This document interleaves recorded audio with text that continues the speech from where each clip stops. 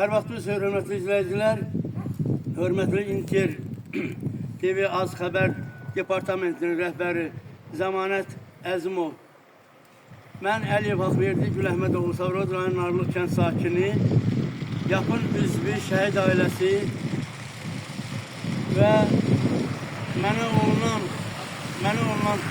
təhqirlər və təhdidlər əsasında sizə məlumat vermək istəyirəm. Çox xahiş edirəm, bütün ölkə üzrə, bütün aidiyyəti qurumlara paylaşasınız.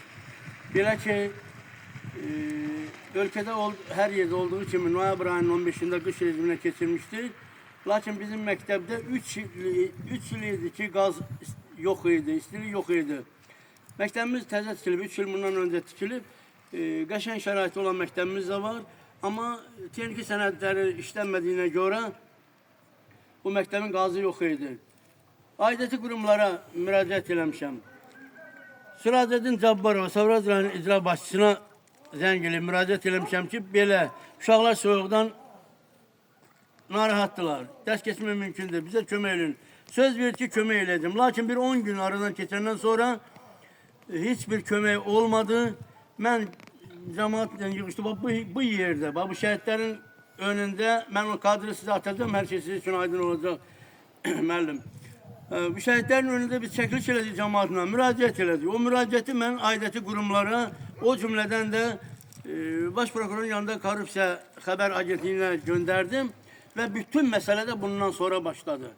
Yəni, Süracəddin Cabbarov mənə öz mobil telefonu ilə zəng edərək dekabrın 9-u saat 11:00-da mənə zəng edərək məni küçə uşağı kimi söyüşlə təhqir elədi. Yəni, mən o təhqirləri hal-hazırda efirə deyə bilmirəm və sonra da məni təhdid elədi. Mənə problem yaratacağı barədə mənə ultimatum verdi ki, səni rayonda məhv eləyəcəm. Hörmətli Zəmanət müəllim, mən sizdən xahiş edirəm.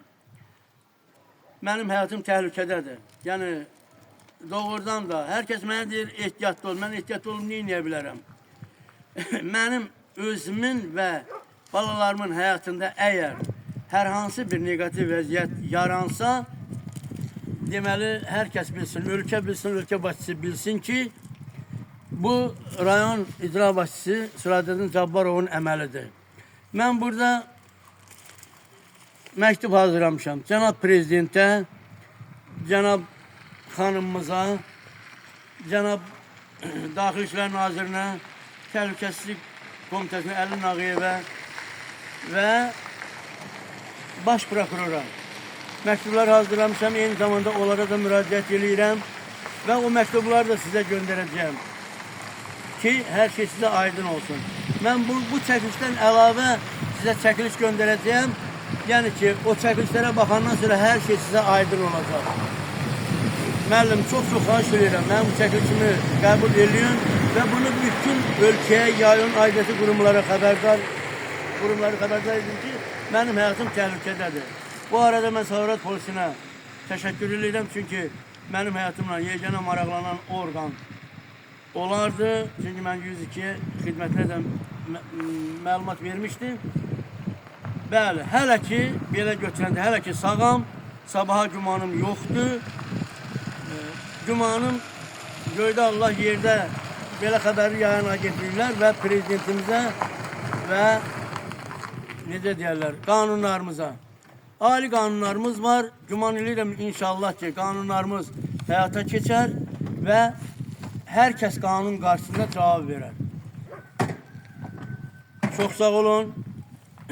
Zəmanət müəllim, çox sağ olun. Çəkilişi uzatmayayım. Sizə geniş formada məlumat verdim və bütün çəkilişləri də sizə göndərəcəm ki, sizə hər şey aydın olsun.